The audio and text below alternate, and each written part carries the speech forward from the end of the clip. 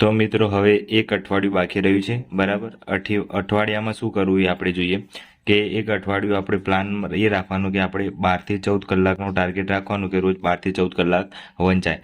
12 થી 14 કલાકમાં આપણે શું શું ધ્યાન રાખવાનું, કયો વિષય વાંચો, એ બધું આપણે આજે વિડીયોમાં જોઈશું. તો એક વસ્તુ ધ્યાન રાખવાનું કે તમારે જે સબ્જેક્ટ બાકી છે, કદાચ ગણિત તમને નથી આવડતું તો ગણિતમાં થોડું ફોકસ રાખવાનું. ગણિતમાં 30 માર્ક્સનું છે તો ગણિતમાં બને ત્યાં સુધી વધારેમાં વધારે સૂત્રો કરવાના. બરાબર, સૂત્રો જેટલા કરશો એટલો ફાયદો થશે. કેમ કે કદાચ તમને દાખલા ગણતા નથી આવડતા તો 1-2 માર્ક્સમાં તમારે સૂત્રો આવી જશે. બરાબર, પછી સાદુરૂપ વાળું આવે એ સાદુરૂપ કરી દેજો ખાસ કરીને, કેમ કે સાદુરૂપના એક્ઝામ્પલ આવતા હોય છે. જેમ કે 10 × 20/10 આવી રીતના નોર્મલ સમજાવું છું એ રીતના આવી રીતના કંઈ સાદુરૂપ હોય તો તમારે આપવાનું રહેશે, તો તમારે ફટાફટ જવાબ આવી જાય. તો આવી રીતના કદાચ ભાગુ સબાવાળા આવે છે એક્ઝામ્પલ, બરાબર, ભાગુ સબા, તો આ રીતે ભાગાકાર, ગુણાકાર, સરવાળો અને બાદબાકી એવી રીતના લાઇનસર ગણવાનું. તો આવા એક્ઝામ્પલ 1-2 પૂછાઈ શકે તો તમે એ સરળતાથી ગણી શકો. તો નાનું જે બેઝિક ગણિત છે એ ખાસ કરી દેજો. તો અઠવાડિયામાં છેલ્લે જરૂર પડે એટલું તો કરંટ ખાસ કરજો. બરાબર, કરંટ, ગણિત અને રિઝનિંગ આ 3 સબ્જેક્ટ છે ખાસ કરજો. અને બંધારણ, આ એ બંધારણ છે એ આટલું 3 સબ્જેક્ટ છે એ 30 માર્ક્સના છે એટલે તમારે વધારે માર્ક્સ આવી જાય. 90 માર્ક્સ આ થશે. બરાબર, કરંટ થોડું વધારે પૂછાશે અને ગુજરાતી છે 20 માર્ક્સનું એટલે 110 જેવું માર્ક્સ તો તમારે આ ઓલમોસ્ટ આટલા 3-4 સબ્જેક્ટ છે એ વધારે કવર કરી આપે છે. એટલે છેલ્લે કરંટ તો ખાસ કરી દેજો. કરંટ છે એ છેલ્લે યાદ રહે એટલા માટે, બાકી અગાઉ કરેલું હશે તો રિવિઝન કરવાનું રહેશે. તો બને ત્યાં સુધી કરંટ છે એ રિવિઝનમાં એકવાર પાછું લઈ લેજો એટલે તમને યાદ રહે. અને ખાસ કરીને કરંટમાં જે અત્યારે પદ અધિકારીઓ હોય એ બધા ખાસ કરી દેજો. મંત્રી મંડળ કરી દેજો ખાસ કરીને. બરાબર, રાષ્ટ્રપતિ, ઉપરાષ્ટ્રપતિ, પછી અત્યારે સીએજી કોણ છે એ બધા.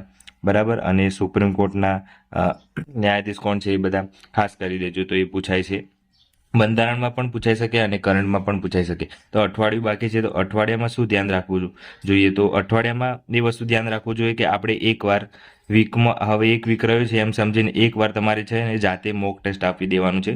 મોક ટેસ્ટ આપશો તો તમને આઈડિયા આવશે કે આપણે 3 કલાક બેસી શકીએ છીએ, 3 કલાકમાં કેટલા અટેમ્પ કરી શકીએ છીએ. 200 ક્વેશ્ચન અટેમ્પ કરવાના છે. બરાબર, 200 MCQs, એમાંથી તો 30 માર્ક્સનું ગણિત અને 30 માર્ક્સનું રિઝનિંગ છે. બરાબર, તો એમાં ટાઈમ કેટલો જાય છે એ બધું આપણને આઈડિયા આવી જાય. તો એટલું ધ્યાન રાખવાનું કે અઠવાડિયે પહેલાં આપણે 2-3 દિવસ પહેલાં એકવાર મૂક જાતે લઈ લેવાની અને સાઈડમાં ટાઈમ ચાલુ કરી દેવાનું 3 કલાકનું અને આપણે એ 200 MCQ સોલ્વ કરવાના. કોઈ બી તમારી ટેસ્ટ લઈ લે શકો છો જાતે, અત્યારે બધી ઓનલાઈન મળે જ છે તો એ ડાઉનલોડ કરી દેવાનું કોઈ બી પેપર, તો વાંધો ના આવે. તો મૂક લેશો તો તમને એક્ઝામમાં વાંધો નહીં આવે કે આપણે કેટલા માર્ક્સ કવર કરવાના છે, કેટલા ટીક કરવાના છે, કેટલા કરવાના છે, એ બધું ટાઈમ આઈડિયા આવી જાય તો તમે એક્ઝામમાં છે સારું પરફોર્મન્સ કરી શકો છો.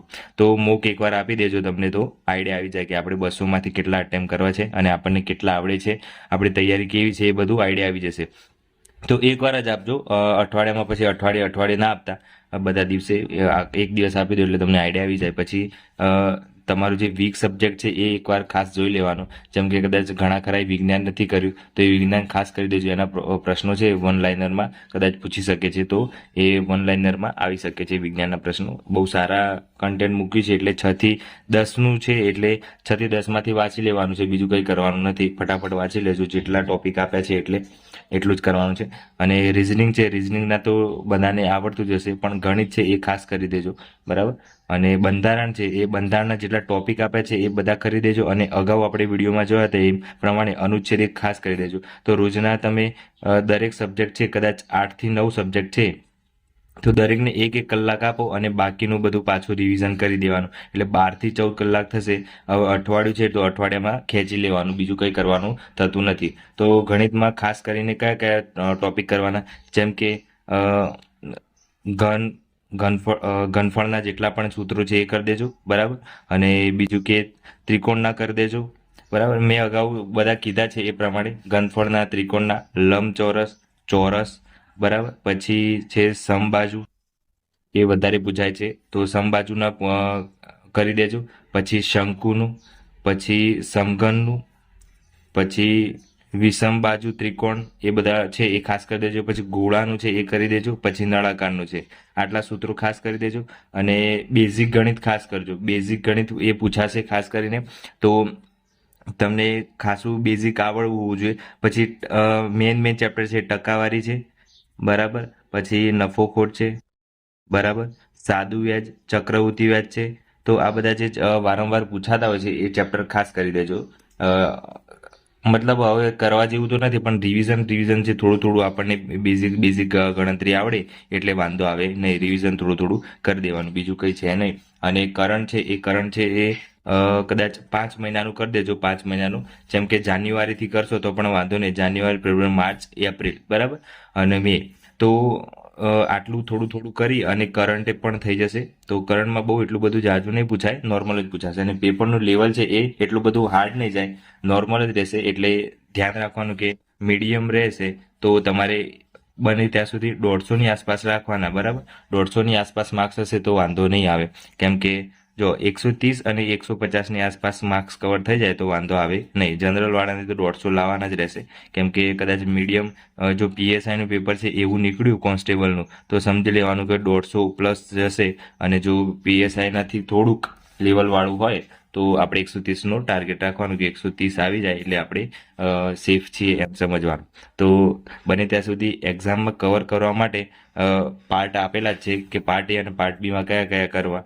તો પાર્ટ એમાં જેને કવર થાય એ સારી રીતે કવર કરી શકે છે. ગણિત અને રિઝનિંગ આવડે તો આરામથી છે એ 60થી 70 માર્ક્સ છે એ આરામથી કવર કરી શકે છે. અને કદાચ પાર્ટ બીમાં સૌથી વધારે બંધારણ છે, તો બંધારણ 30 માર્ક્સનું છે. અને ઇતિહાસ, ભૂગોળ, વારસો બધાએ કરેલો જ છે એ 50 માર્ક્સનો છે, બરાબર. તો આ ટોટલ 90 માર્ક્સનું થયું. તો એમાંથી કવર થઈ શકે એવા છે. તો 120માંથી મેક્સિમમ 80-90 આવી જાય તો પણ તમે 150ની આસપાસ પહોંચી જાવ એવા ટાર્ગેટ થઈ જાય. તો તમારું ટાર્ગેટ એટલું હોવું જોઈએ કે આપણે 130 પ્લસ થઈ જાય તો સેફ ઝોનમાં છે, એવું ધ્યાન રાખવાનું. તો અઠવાડિયામાં તમારે ટાર્ગેટ એટલું રાખવાનું છે કે આપણું જે વીક સબ્જેક્ટ છે એ લેવાનું છે, બરાબર. પછી કરંટ લેવાનું છે, અને ગણિત અને રિઝનિંગ આટલા વિષય, અને બંધારણ, બરાબર. આટલું થઈ જાય એટલે તમે એક અઠવાડિયામાં તમારે મેક્સિમમ તમારા 120 માર્ક્સ તો આવી જાય એટલે, બરાબર.